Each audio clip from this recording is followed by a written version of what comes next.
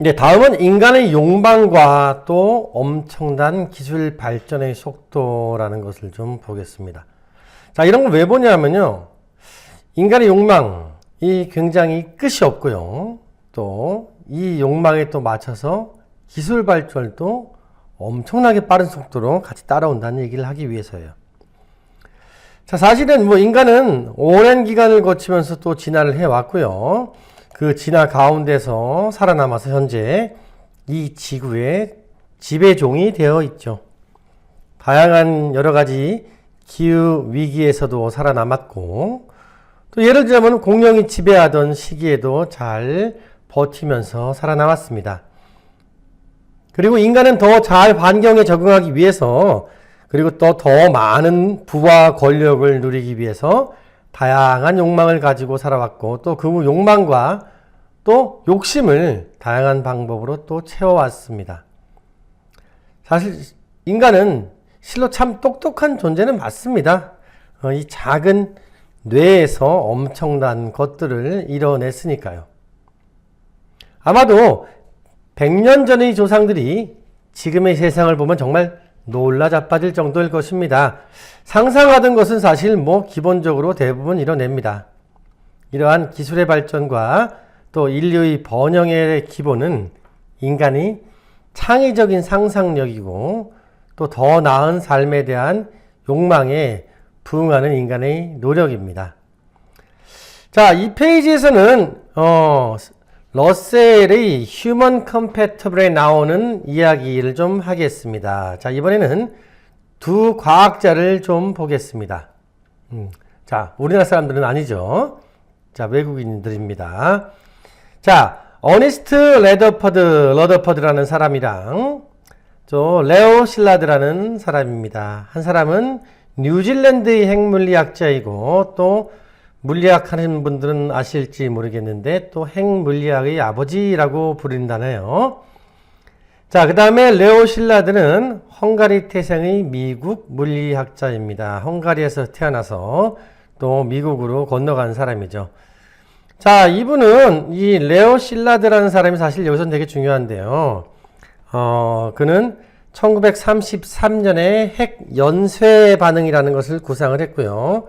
또 3년 지난 1936년에 이 그 아이디어에 대해서 또 특허를 받았고, 또 3년 뒤에는 1939년 말에는 원자폭탄을 제조하는 맨하탄 프로젝트로 이어진 알버트 아인슈타인의 서명을 위한 또 편지를 쓰기도 한 그런 사람입니다. 자, 그래서 중요한 건 뭐냐면은 이 어니스트 러더퍼드가 이 핵을 쪼갠 사람이라고 또 나와 있거든요. 자, 그래서 불가능하다고 했던 원자에서 에너지를 얻는 것에 대한 문제, 요거를 갖다가 이제 이 사람이 학회에서 발표를 합니다. 자기가 핵을 원자 단위로 쪼개긴 했는데 여기서 에너지를 얻는 것을 갖다가 방법을 인간이 찾아내려면은 정말로 말도 안 되는 엄청난 일이고 이게 실현 불가능할 것이다 라고 학회에서 주장을 했는데요. 그 바로 다음 날 이 어니스트 러더퍼드의 주장을 깨어버리고 레오 실라드가 그 바로 다음 날 이걸 다 해결해 버린 것입니다. 원자를 쪼갠 것도 정말로 엄청난 일인데 또 여기서 또 에너지를 얻는 걸 갖다가 불가능하다고 얘기했었는데 몇백 년이 걸릴 거라고 얘기했는데 또 다른 곳에서 또 바로 다음 날 이러한 문제를 해결해 버렸어요. 이게 인간이라는 얘기입니다.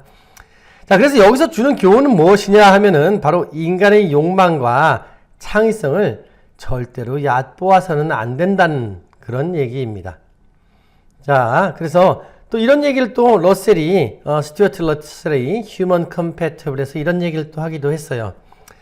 자, 그래서 이제 초지능이라는 게 슈퍼 인텔리전스 라는 게 언제 나올 것이냐 물어본다면은 자기는 이렇게 대답할 것이라고 얘기를 했어요. 나는 초지능이 탄생이 아마도 5년에서 500년 정도 걸릴 것이라고 봅니다. 라고요.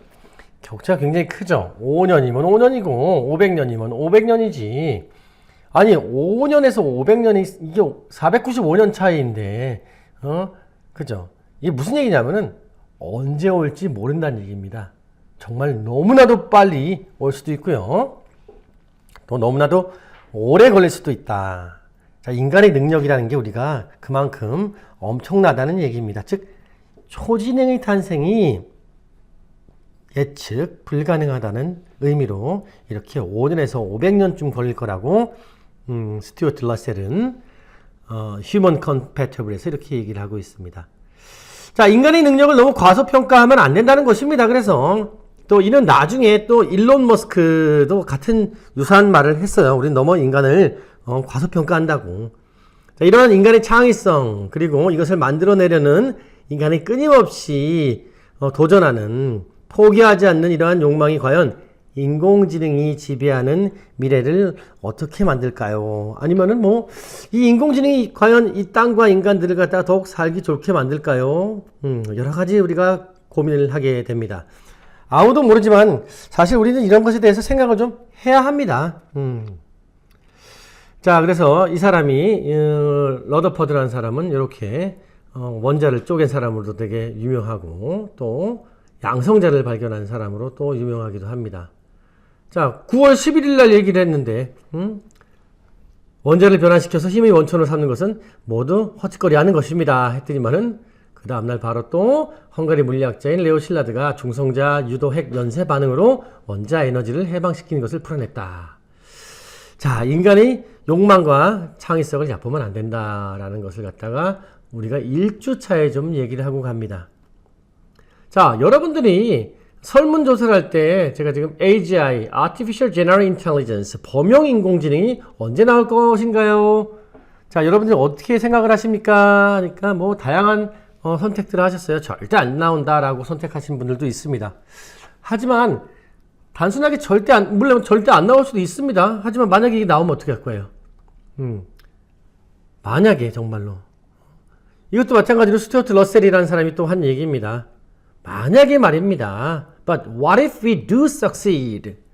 AGI나 혹은 슈퍼인텔리전스를 만드는 것에 만약에 성공한다면 어떻게 할 것입니까? 만일 인공지능이 우리가 상상하는 것만큼 그 발전에 정말로 상상하는 것만큼 성공한다면 어떻게 할 것인가? 물론 아닐 수도 있고 또 인간에게 잘 관리 종속 통제되어서 인간의 혜택에 이롭게만 사용할 수도 있습니다.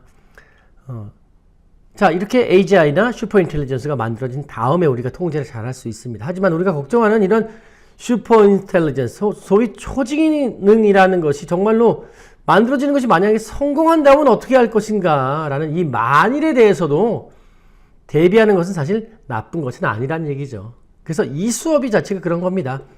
자, 상상해 보는 것입니다. 준비하고 고민하고 생각해 보는 수업입니다. 정말로 진짜로 100년 전에는 우리가 감히 상상도 못했던 거 혹은 30년 전에는 상상도 못했던 이런 일들이 이미 우리한테 현실로 일어났거든요. 우리가 쓰는 스마트폰만 해도 마찬가지입니다. 저게 도대체 말이나 되는 얘기야 라고 30년 전에 했던 게 정말로 개그 프로그램에서 스마트폰 개념을 가지고 나와서 개그 소재로 썼던 그런 게 있었습니다. 근데 금방 나왔죠. 자, 이 스튜어트 러셀이라는 사람이 굉장히 유명한 분이십니다. 인공지능에서는 꽤 많이 중요한 교재인 이렇게 100개가 넘는 많은 세계의 대학에서 인공지능 연구의 교재로 사용되고 있는 이 책을 갖다가 첫 번째, 두 번째 책을 갖다가 출판하셨죠. 인공지능 현대적 접근 방식이라는 게. 자, 그래서 Artificial Intelligence, Modern Approach라는 책이고요. 또 이걸 쓴 저자로서 유명하시기도 하고, 또 앞으로 또 제가 여러분 이 수업에서 할 얘기들은 이 스튜어트 러셀이라는 학자가 그 책 Human Compatible 하고 또 여기 한국말로는 이상하게 굉장히 번역이 되어 있기도 하는데 이렇게 어떻게 인간과 공존하는 인공지능을 만들 것인가 라고 이렇게 좀 풀어서 번역을 좀 해버렸죠. 사실 이렇게 번역을 하면 안 되고 compatible이라는 것은 공존할 수 있는 이라고 하는 것은 잘한 것이긴 한데요. 이렇게 풀어놓으니까 뭔가 좀 없어 보이죠. 예. 아래 작은 글씨로 나온 것을 같이 연결해서 번역을 한 것입니다. 그래서 Human Compatible Artificial Intelligence. and the problem of control. 그래서 한글로 번역을 하면 인간과 공존할 수 있는 인공지능, 그리고 통제의 문제, 요게 들어가야 되는데, 통제의 문제 갖다 조그맣게 해놨어요. 중요한 게 굉장히 큰 화두인데, 통제라는 게. 그래서 저자의 의도와 좀 이렇게 통제라는 게 같이 연결이 되어야지 맞는 건데, 좀 이렇게 빠져버렸죠. 자, 인간과 공존하는 건 뭐 좋습니다. 공존도 좋은데, 우선 우리는 인공지능이 beneficial to human beings를 현재 중요한 개발의 조건으로 내세우고 있습니다. 인간에게 이로운 것. 네, 맞는 말이고요. 아주 중요한 것입니다. 인간을 다양한 측면에서 이렇게 보조를 해주고 또 도와주고 또 여러 가지 인간의 삶을 윤택하게 만들 수 있는 이런 새로운 기술을 개발하고 있는 것이 사실입니다. 하지만 이게 단순히 인간을 보조하는 수준의 개발로는 인간의 욕망은 절대로 멈추지 않습니다. 왜냐? 이게 다른 걸 더 할 수 있는데요. 그죠? 다른 걸 더 하면 돈을 더 많이 벌 수 있고. 그죠? 애초에 1956년에 이 다트머스 컨퍼런스라는 게 있습니다. 그건 다음 주에 좀 더 우리가 상세하게 얘기할 텐데, 여기서 인공지능이 처음 발전을, 본격적으로 이제 발전을 시작하기 위해서 존 메카시, 또 마빈 민스키, 뭐 이런 거 나중에 또 다음 주에 나옵니다. 이러한 학자들이 다른 학자들을 모아서 연구를 시작하고자 했을 때 그들의 목표는 인간의 학습과 지능, 즉 learning and intelligence, 이거를 모방할 수 있는, 즉 simulate 할 수 있는 기계를 만들어 보자라는 거였었어요. 그래서 인간의 학습을 모방을 하고 인간의 지능을 모방할 수 있는 기계를 만들어 보자고 1956년에 이 다트머스라는 곳에 모여가지고 학자들이 인공지능에 대해서 우리가 여름에 한번 연구해 봅시다 라고 한 게 이게 인공지능 연구의 시초예요. 자, 그렇게 해서 뭐 인간에게 혜택을 주는 뭔가를 만들자까지는 아니었었어요.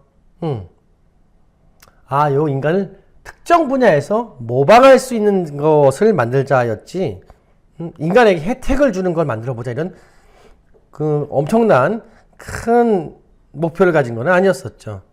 자, 이 가정을 한번 실행할 수 있는지를 연구해 보자 라는 거였었습니다. 이런 시도가 처음 있은 후에 거의 뭐 이제는 70여 년이 지나서 그들이 처음으로 시도했던 음성 식별, 또 이미지 식별, 언어 번역에서는 이제는 인간의 능력을 월등히 능가하는 인공지능을 이미 개발했고, 또 AGI, 즉 Artificial General Intelligence, 다양한 면에서 인간과 유사할 정도의 지능을 갖춘 이 AGI 인공지능을 개발을 위해서 우리는 지금 달려가고 있습니다. 자, 이는 단순하게 인간에게 혜택을 주기 위해서 만든다고 보면 또 말도 안 되는 것이죠. 인간에게 도움만 주기 위해서 이렇게 이걸 만든다라고 하면은, 이미 여러분들도 뭐 잘 알고 있듯이 우리 삶에 다양하게 이미 직접적으로 도움이 되는 것은 말할 필요도 없는 사실입니다. 하지만 그 반대인, 즉 인공지능의 출현으로 인해서 일자리를 잃는 것이 대표적인 예로, 인공지능으로 인해서 우리가 피해를 보고 있고 또 그 피해가 더 확산될 것이라는 것에 대해서 걱정과 두려움이 있는 것이 사실이죠. 자, 이런 혜택을 받는 정도의 수준에서 인공지능의 개발을 잠시 뭐 6개월, 1년 정도 모든 나라가 멈추자고 한 뭐 일론 머스크가 이렇게 제안을 하기도 한번 했었습니다. 근데 뭐 하지만 이건 말도 안 되는 소리겠죠. 일론 머스크가 아무리 우리 한번 잠깐 멈추자라고 얘기를 했을 때 뭐 이윤의 증대가 최대 목표인 기업의 입장에서는 인공지능의 도입으로 많은 종업원들을 자르고 또 이로 인해서 인건비를 어마어마하게 절감할 수 있으니까, 또한 인공지능 개발에서 선두를 차지하고 또 새로운 제품을 출시하고 또 그 제품으로 이윤을 극대화하기 위해서 인공지능의 발전은 절대로 멈추지 않을 것이며, 또 ASI, Artificial Super Intelligence까지 쉬지 않고 치달을 것입니다. 자, 우리는 이 기술은 정말로 멈추지 않고 계속 갈 겁니다. 그래서 정말 그래서 더 무서운 겁니다. 이게 따라잡을 수가 없는 거예요. 이 기술은 멈추지 않기 때문에 후발주자가 따라잡으려면 정말 힘든 겁니다. 그래서 이 휴먼 컴패터블의 저자인 스튜어트 러셀은 통제의 문제를 갖다 사실 큰 화두로 넣은 것인데 이 한글로 번역된 제목에서는 저자의 의도와는 다르게 제목이 번역되어 팔린다는 게 문제이죠. 이제 아시겠죠? 이제 왜 이 컨트롤 통제라는 것을 갖다가 강조해야 한다는 것인지. 자, 인간을 위한 인공지능으로 존재하게 하기 위해서 또 인간의 인공지능에 대한 통제가 또 이 책에서는 아주 중요한 이슈입니다. 또 통제는 사실은 이게 권력의 문제예요. 권력을 잡은 자가 또 그렇지 못한 쪽을 다스리고 통제하는 것은 사실 당연한 이치죠. 자, 그렇게 된다면 인간과 인공지능의 권력 대결로 치닫는 것까지 우리가 한번 생각을 해볼 수 있습니다. 역사상으로 똑똑한 자가, 그죠? 지능이 더 높은 생명체가 지능이 높지 않은 생명체를 다스리지 않은 적은 없습니다. 반대인 적은 없어요. 그죠? 이게 영원히 가지 않습니다. 즉, 그래서 이 인공지능이 인간의 지능보다 높아졌을 때, 이건 사실 심각한 문제가 될 수 있는 게 맞습니다. 내 노예가 혹은 내 하인이 나보다 훨씬 더 똑똑한데, 그죠? 나를 갖다가 계속 주인으로 순종적으로 나를 모실 것인가? 그건 역사상 없었던 일들이에요. 자, 이 책에서 저자가 밝힌 대로 세 가지를 주로 얘기하고 있습니다. 물론 일반인을 위해서 이제 기술적인 용어나 설명은 사실 이 책에서는 없습니다. 이게 전문적인 서적이 아니에요. 그냥 인문학서로 읽으면 되는 책이고 대학생으로 충분히 읽을 수 있는 정도의 책이기 때문에 이 수업에서 제가 여러분들에게 적극적으로 읽기를 권장을 합니다. 이왕이면은 이 한글로 된 것보다 저는 원서를 읽는 게 훨씬 더 좋다고 생각을 해요. 자, 이 책에서는 서두에서 저자가 밝히듯이 세 부분으로 나눠지는데요. 첫 번째는 과연 이 지능이라는 것이, intelligence라는 것이 무엇인가? 또 둘째는 기계에게 지능을 만약에 주입했을 때 생길 수 있는 문제는 무엇인가? 기계에다가 지능을 주입하는 거. 당연히 지금 하고 있죠. 지능을 갖다 스스로 만들어내고 있고요. 또 만들어낸 것 갖다 주입도 당연히 할 수 있겠죠. 그리고 마지막으로 세 번째는 인공지능이 인간에게 이 혜택이 되게, 이 beneficial하게 쓰여야 한다는 점에 대해서 상세하게 또 논하고 있습니다. 그래서 본 강의에서도 이 러셀이 지금 언급한 이 책들에서 말한 내용들이 많이 좀 갖다 쓸 거니까 여러분들은 이 수업을 통해서 어떻게 보면 이 책을 보는 것이라고 얘기할 수도 있습니다. 자, 그래서 but what if we do succeed? 만약에 우리가 정말로 이걸 성공하면 너 어떻게 할까? AGI 또 ASI, 범용 인공지능, 슈퍼 인공지능 이거를 만드는데 만약에 우리가 성공한다면 어떻게 할 것이냐 도대체 준비할 필요가 있다라는 것입니다. 자, 그래서 이 스튜어트 러셀은요 버클리 대학교의 컴퓨터 사이언스 이쪽에 이제 교수님이시고요. 또 세계 경제 포럼에서 인공지능과 로보틱스 위원회 이런 게 있는데 여기서 부회장이자 또 유엔의 무기 컨트롤 어드바이저이기도 합니다. 자, 인공지능이 이제는 무기랑 연결이 꽤 많이 되죠. 자, 이게 Artificial Intelligence Modern Approach라는 이런 책에는 120여 개가 넘는 국가에서 또 1,500개 이상의 대학에서 인공지능 관련 기본 교재로 쓰이고 있고요. 또 하지만 이 책은 각종 컴퓨터 및 수학 관련 전문적인 전공 내용이 굉장히 많습니다. 저도 이 책을 갖다가 봤는데요.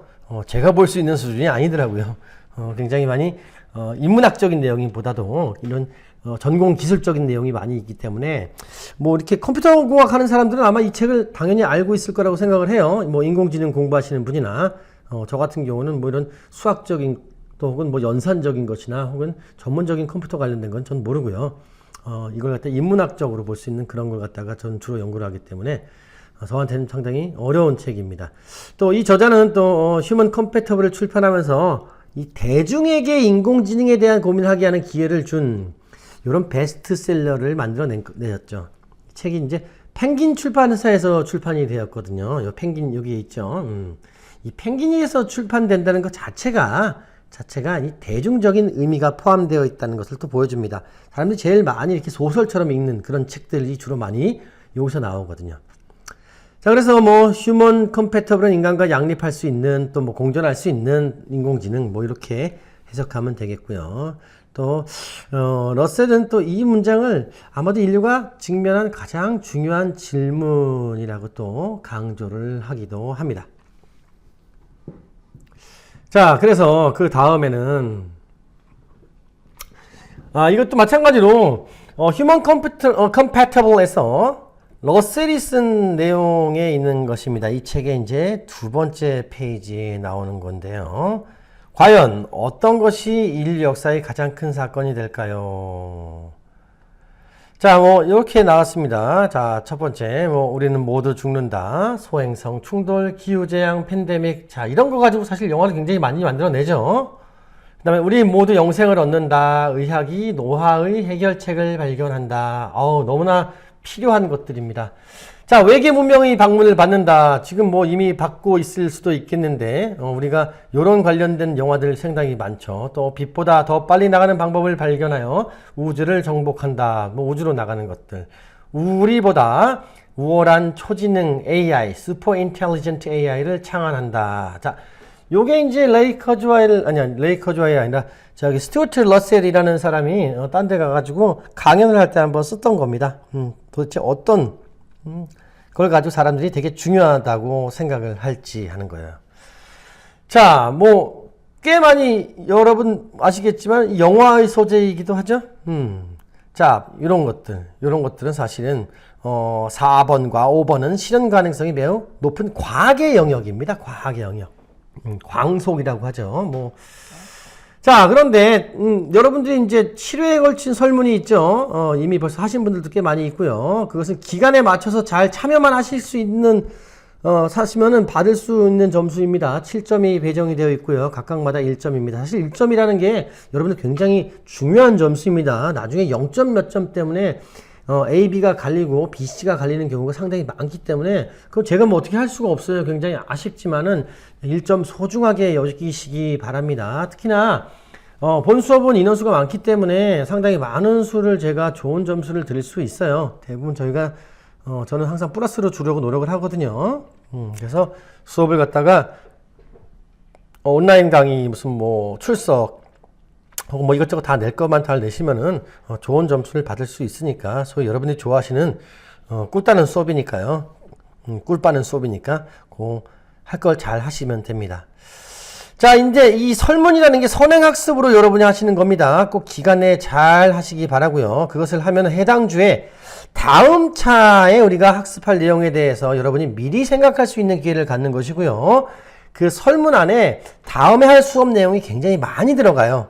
그렇기 때문에 미리 공부하는 것이고 또 여러분들이 관심을 갖게 만드는 그런 것입니다. 또한 제가 1, 2주 사이로 관련한 설문 내용 그리고 이제 토론 내용들을 갖다가 여러분들이 조금이나마 한 것을 조금이나 분석해서 여러분 같이 얘기할 수 있는 기회를 또 만들 것입니다. 그거 지나고 나서 설문이 끝나고 나서 1, 2주 사이로 저도 이제 작업을 하고 분석할 시간이 있어야 되니까요. 자, 그거 갖다 이제 게시판에 올릴 테니까 그럼 또 한번 보시기 바랍니다.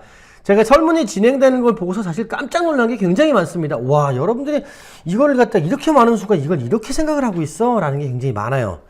저한테는 상당히 참 좋은 자료입니다. 그래서 좀 가장 큰 일은 뭐냐? 사실 5번입니다. 5번이 가능해진다면 앞에 1번부터 4번까지는 모두 해결이 될 수 있어요, 사실은.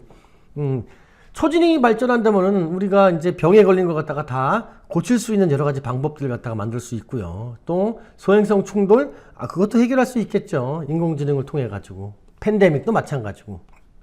외계 문명이 오면은 이제 외계 문명이 더 강한 우리 문명이 되면은 우리가 더 문명이 강하면은 얌전하게 방문을 하겠죠. 광속 만드는 건 당연한 것이고요. 그래서 5번이 모든 것을 다 커버할 수 있는 것입니다. 근데 설문을 잠깐 보니까 1번과 3번 선택한 학생이 굉장히 많더라고요. 저는 의외였습니다. 나중에 전체가 다 설문하신 다음에 또 어떻게 되는지도 궁금하지만은 자, 모두가 다 죽는다고 외계의 문명을 받는다. 물론 이 두 가지 가능성 충분히 있는 일입니다. 하지만 5번이 가능해지면은 또 이것을 우리가 인류를 위해서 잘 또 통제하고 살아가야 할 것입니다. 그래서 사실 이게 저는 점점 가능해지고 있다는 느낌이 좀 들어서 좀 섬뜩하기도 해요. 여러분들은 어떠신지 모르겠네요. 자, 5번째 것이 초지능 AI를 만드는 것이 실행해지면은 인류 문명의 획기적인 변화를 구분하는 정말로 큰 사건이 될 것입니다.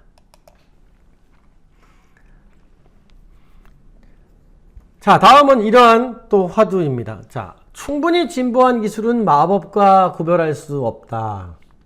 자, 여기서 자, 기술과 마법이 나옵니다. 그죠? 기술과 마법이에요.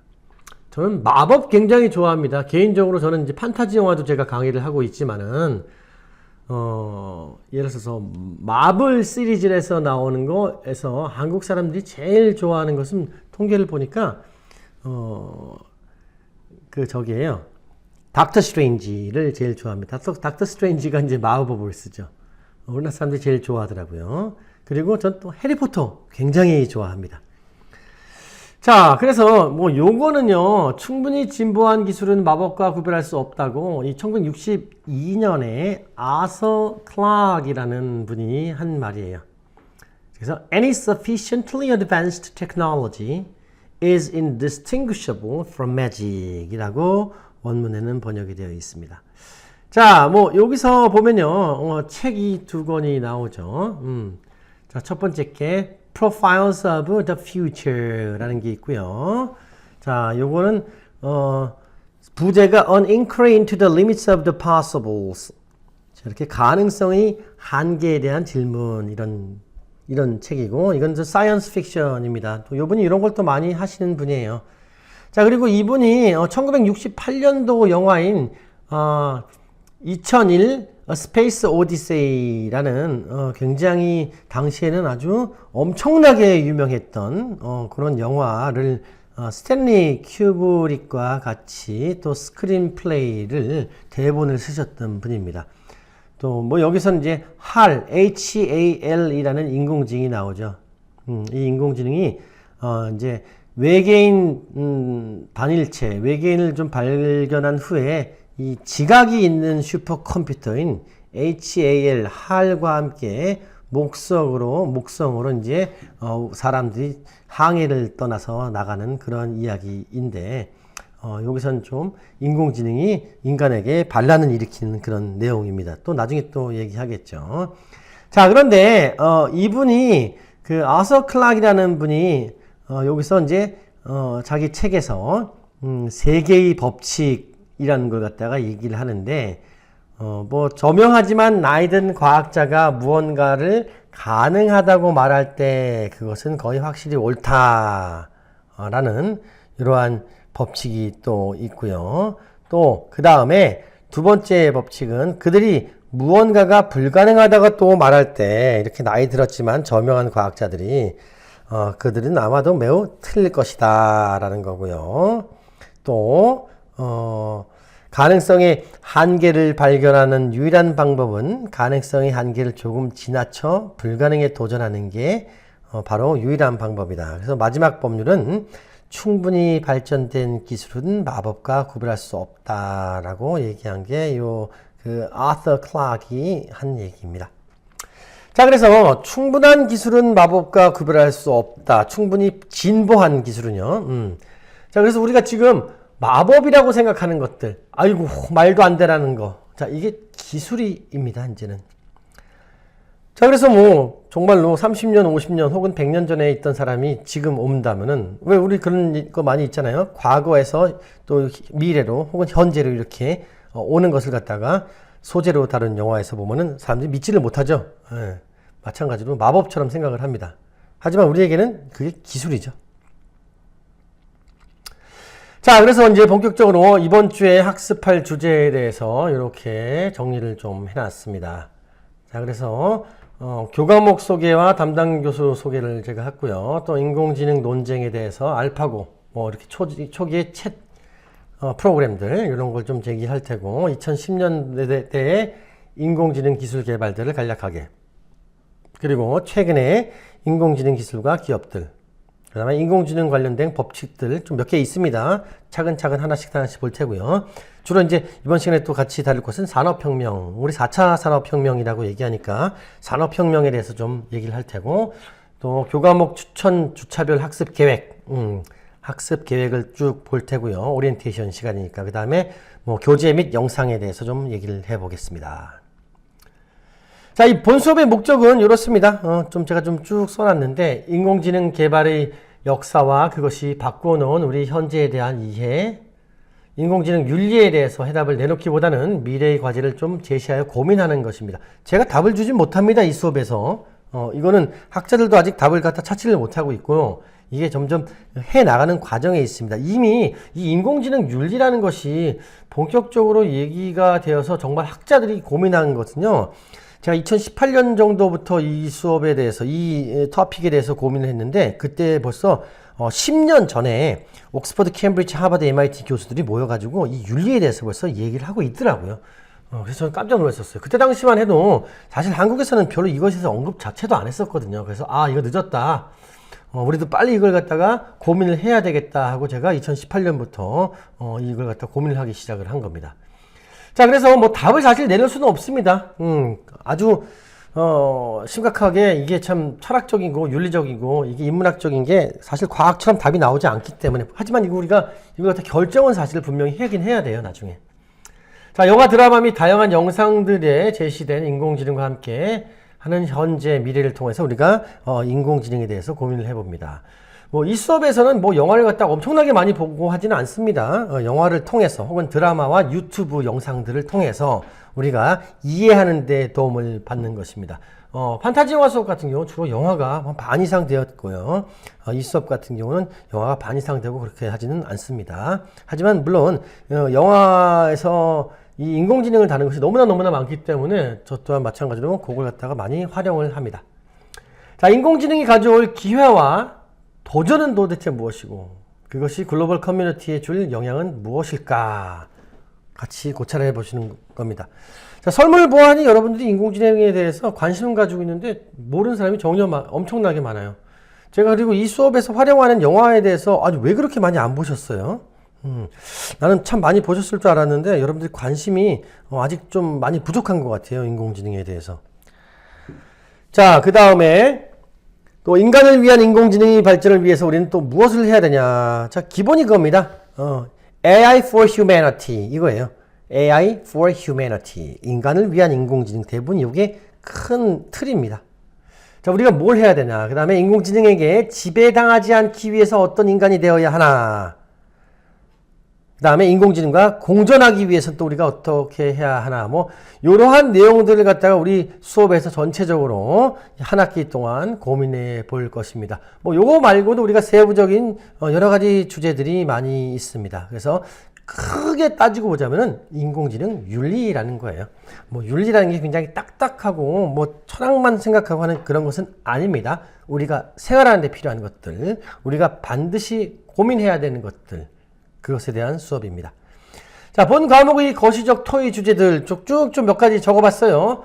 인공지능의 진보가 가져오는 사회적인 영향들, 또 인공지능과 공존하는 미래에 대해서 우리가 고민해야 될 것들, 인류에 대한 실존적인 위험과 인공지능이 인간을 위해서 개발되려면 어떻게 우리가 해야 되는가, 또 법적 존재 및 권리. 이거 사실 인공지능이 법적 존재에 대해서, 권리에 대해서 무슨 인공지능이 권리가 있겠느냐. 이미 권리가 있습니다. 인공지능은요. 2017년도에 사우디아라비아에서는 인공지능 소피아에게 법적 권리를 줬어요.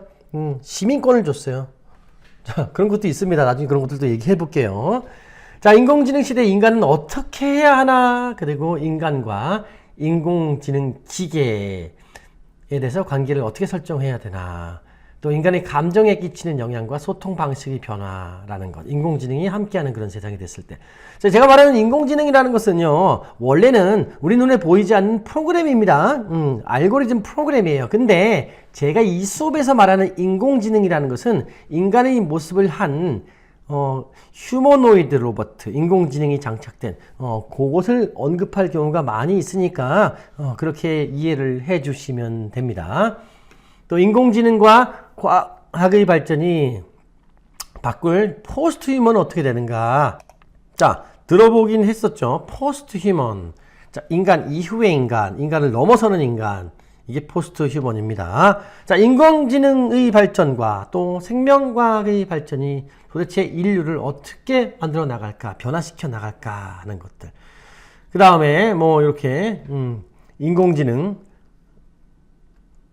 시대에 성공한 인간으로 살아남기 위한 전략, 또 인공지능 시대를 준비하는 거버넌스, 뭐 이런 것들 갖다가 우리가 알아보는 수업이 될 것입니다.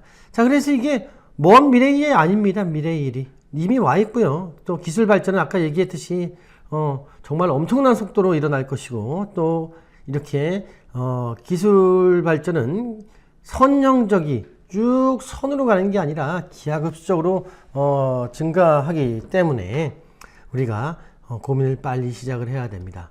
자, 1주차 강의 목표 뭐 이런 게 있습니다. 쭉 한번 보시고요. 1주차에는 우리가 AI 윤리에 대한 관심과 교육의 필요성에 대해서 이해하고 4차 산업혁명과 관련된 여러 가지 개념들 이해하고, 또 한 학기 동안 우리가 강의 어떻게 할 것인가, 또 평가는 어떻게 할 것인가, 이런 것에 대해서 우리가 이번에 강의를 할 것입니다. 자, 우리 잠깐 또 쉬었다가 끊어서 할게요.